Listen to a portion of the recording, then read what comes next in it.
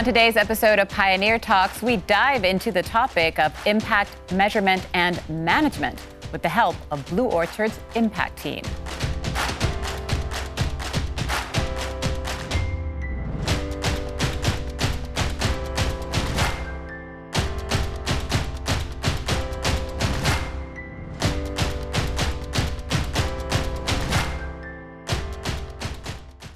Welcome, everybody, for this latest edition of Pioneer Talks. We are here in a studio in Zurich, where we just broadcasted BlueOrchard's global field trip. And I'm still joined, fortunately, by Teresa Zappia, who is Chief Impact and Blended Finance Officer and Deputy CEO of BlueOrchard. Thank you for staying with me today, for having me. Teresa. You may know her from a previous Pioneer Talk in which we discussed blended finance. There was also eating of cake involved. So if you'd like to see that, please, I invite you to on the BlueOrchard website. But today we're going to talk about the impact side of your role, more specifically, Teresa. And she's not alone today. She's joined by Nadina Stodiek, who is the impact manager on her team and who is responsible for BlueOrchard's impact measurement and management, focusing on development, tools, and processes. So welcome, Nadina. Thank you very much, Anna. Love you to have you here. So Nadina, let me start with you. Impact measurement and management is on everybody's lips, but what exactly does it mean? So impact measurement and management is really about showcasing that one's claims are true. Take the example of a sustainably produced cotton shirt. Impact measurement will tell you how many liters of water were used to produce the shirt, while impact management will clarify the practices used and the effects on the surrounding communities and the environment. Potentially, it will also tell you how to improve those practices over time. In finance, impact measurement and management, that's exactly the same. So if we take an example related to BlueOrchard work, as you know, we have investment strategies in the emerging market where we target smallholder farmers that are uninsured. Via our climate adaptation strategy, we provide climate insurance against weather events to those smallholder farmers, and we allow to ensure their livelihoods. And how we demonstrate the impact, we then report on the climate insurance beneficiaries, and we also show how this insurance has changed their lives. And why is this important, Teresa? So it is important because as asset manager, we do have a fiduciary responsibility towards our investors. When they are selecting to invest in our funds, they are selecting specifically to achieve with their capital specific goals. And so it is crucial that, really we can actually deliver on the promise. Also, it's crucial for avoiding impact washing. So as you know, overselling often backfires. We have seen a lot of cases recently on the asset management industry. And so it's crucial for us to be able to really, at the end of the day, measure the impact that we are promising to our investors. And also, I think from an investee perspective, when we select certain type of investees, it's crucial for us jointly with them to really measure how far, what they can achieve. For example, the climate beneficiaries that Nadina just referred to.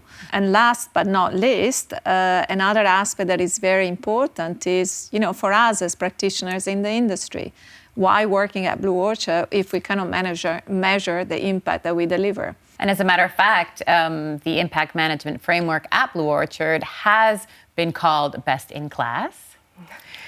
What makes it so successful, Nadina?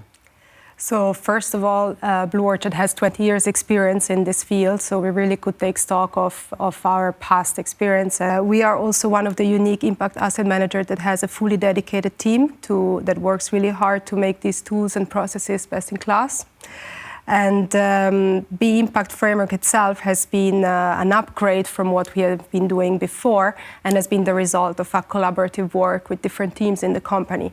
And our investment team in the field has played a driving role in the implementation of such a framework. We, of course, have consulted also with think tanks, industry leaders, to make sure that, again, what we included in our processes and scorecard was really what the market was after at the moment. And we, again, looked at past experiences to ensure that really our investees stay ahead of the impact curve.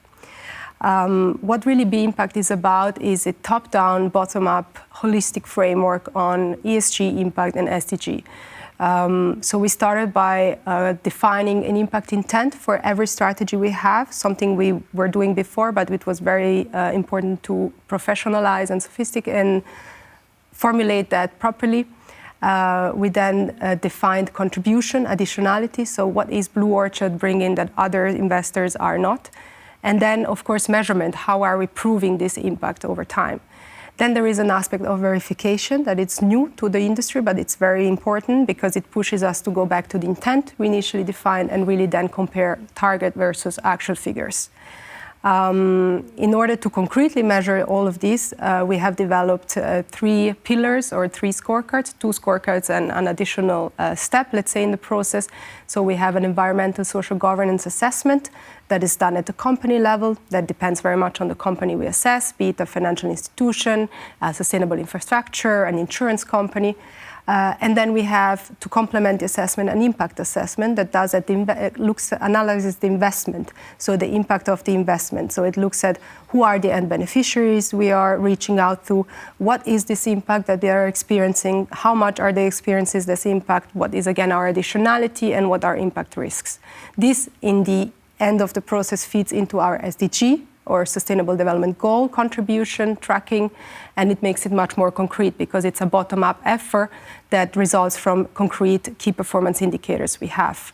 And by the way, our impact report is full of such examples, and I invite everyone to go through it. We have showcased the impact footprint of the company across funds, across sustainable development goals, across asset classes, and of course, end clients, which are really at the core of what we do, because in the end of the day, if they do not experience a positive change, nothing of what we do would make sense. Exciting to really hear what's currently happening at BlueOrchard. Lots of exciting stuff. But if we look now into the future, to wrap it up a bit, Maria Teresa, where do you see the industry heading? So the industry is heading towards a consolidation of standards. I think that when BlueOrchard joined back in 2019, the impact principles, also called operating principle for impact management, we joined the principles because we really felt very strongly that this was a way to really follow best standards. The impact principle really insists, if you want, on these 9 principles, insist on having impact integrated throughout all the stages of the investment process. And as Nadina said, they call for disclosure, transparency, and for a verification, which is actually often, at least in our case, an external independent verification of your entire process and impact.